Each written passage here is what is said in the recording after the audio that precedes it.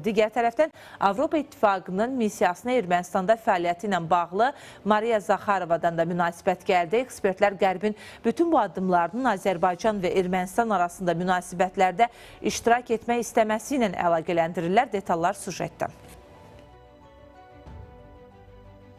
Avropa Şurasının baş katibi Alan Berse Ermənistana səfəri çərçivəsində bu ölkənin parlamentinin sədri Alen Semanyanla Azərbaycan-Ermənistan sülh prosesini müzakirə edib. Görüş çərçivəsində Türkiyə-Ermənistan münasibətləri və digər bir sıra məsələlərə də diqqət çəkilib. Ekspertlər bildirirlər ki, proses formal olaraq protokol qaydalarına əməl edilərək həyata keçirilir. Lakin əsas məqsəd Qərbin Bakı və İrəvan münasibətlərinin normallaşması prosesində iştirak etmək istəyidir.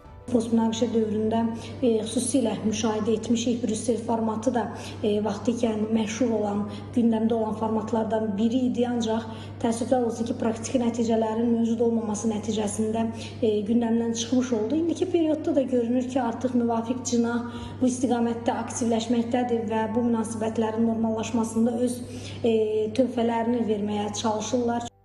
Analitiklər bildirirlər ki, Bakı və İrəvan arasında ikitərəfli danışıqlarda problemlərin çox qismi artıq geridə qalıb. Bu isə münasibətləri normallaşmasına real zəmin formalaşdırır. Bu səbəbdən Qərb cinahı və Avropa yenilənən vəziyyətdən pay sahibi olmağa çalışır.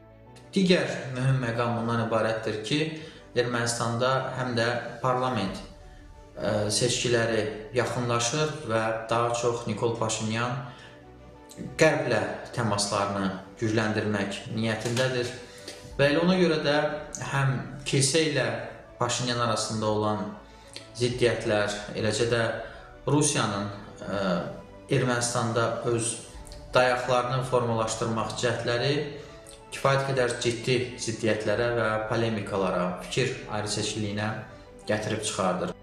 Rusiya da Qərbin bölgədə söz sahibi olmaq cəhdlərindən xəbərdardır. Odur ki, hər fürsətdə öz mövqeyini bildirir.